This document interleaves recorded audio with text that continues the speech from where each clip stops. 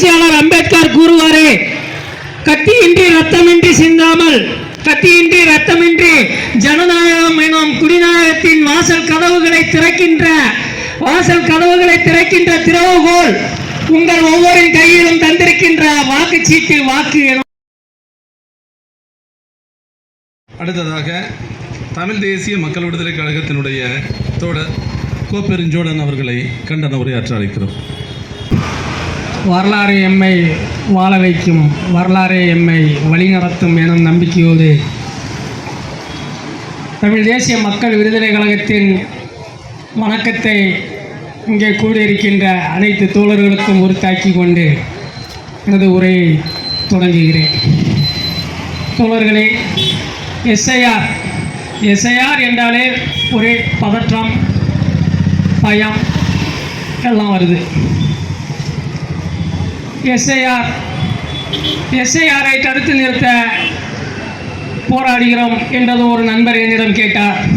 ஏங்க, நீங்கள் தான் இந்த நாட்டை ஏற்றுக்கல, சட்டத்தை ஏற்றுக்கல, நீங்கள் சாதி ஒழிப்பு, பொது உடைமை, தமிழ் தேசியம் பேசுகிறவங்க, தமிழரசின் வழியிலே வந்தவர்கள், பாவாணர் வழியிலே பேசுகிறவர்கள், ஐயா பெருஞ்சித்திரனார் வழியிலே பேசுகிறவர்கள் என்று நக்கலாக அப்படியே ஒரு பொன் சிரிப்போடு கேட்டார்.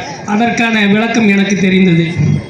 ஆம் தோழர்களே, கடந்த வாரம் எம் அமைப்பின் முதன்மை ஊழியர், தமிழ் தேசிய மக்கள் விடுதலை கழகத்தின் முதன்மை ஊழியர் தோழர் செங்கணன் என்ற கணேசமூர்த்தி அவர்களை ஒரு கொலை வழக்கிலே பொய்யாக புனைந்து, அவர் சட்டம் படித்தவராக இருந்த போதிலும் பொய் வழக்கிலே புனைந்து அவரை தமிழ்நாடு விடுதலை நாளுக்கு மதுரைக்கு வந்த பொழுது அந்த மாளிகையின் அந்த மண்டபத்தின் நுழைவாயிலே வைத்து குண்டுக்கட்டாக தூக்கி கொண்டு சென்றார்கள் தமிழக காவல்துறையினும் அடாவடி போக்கில் செயல்படுகின்ற குண்டர்கள்.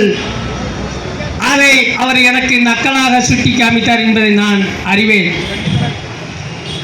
ஆனாலும் இந்த எஸ்ஐஆருக்கு எதிராக போராட வேண்டிய கடமை எமக்குள்ளது என்பதையும் நாம் அறிவேன் என்பதால் இந்த போராட்ட களத்திலே நிற்கிறோம்.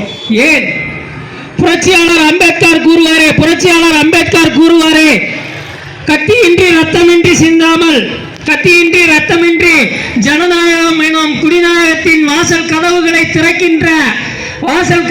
திறக்கின்ற திறவுகோல் உங்கள் ஒவ்வொரு கையிலும் தந்திருக்கின்ற வாக்குச்சீட்டு வாக்கு எனும் அதிகாரம் என்பாரே, அந்த அதிகாரத்தை பறிக்கின்ற வேளையிலே, அந்த அதிகாரத்தை இழக்க செய்கின்ற வகையிலே மோடி அரசு செயல்பட்டு கொண்டிருப்பதால் அதை தடுத்து நிறுத்துவதற்காக தமிழ் தேசிய மக்கள் விடுதலை கழகத்தின் சார்பாக இந்த அறவழி போராட்டத்திலே கரம் கோர்த்து, கை கோர்த்து, தோள் கொடுத்து நிற்கிறோம். தோழர்களே, இந்த ஆர்ப்பாட்டத்தின் வாயிலாக மத்திய அரசிற்கும், மோடி அரசிற்கும், அமித்ஷா அவர்களுக்கும் நான் ஒன்றை சொல்லிக்கொள்ள விரும்புகிறேன்.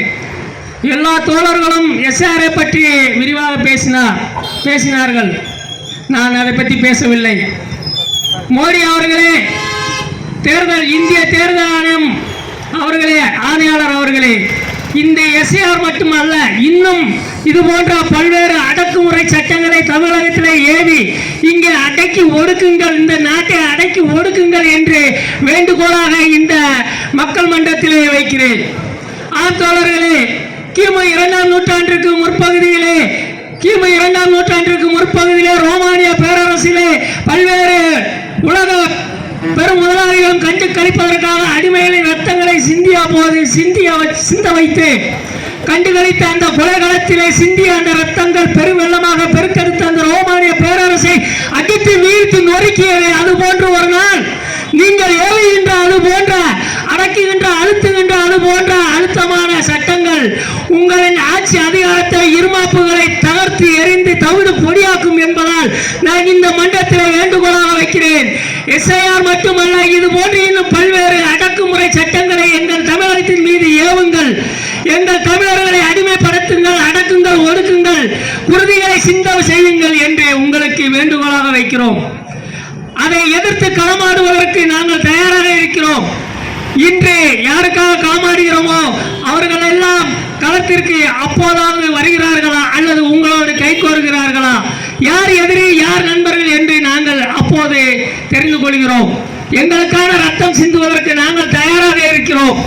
நீங்கள் அடக்குமுறையை ஏவுங்கள், நாங்கள் ரத்தம் சிந்துகிறோம், யார் விடுதலை பெறுகிறார் என்பதை இறுதி போர் முடிவு செய்யும் என்று கூறி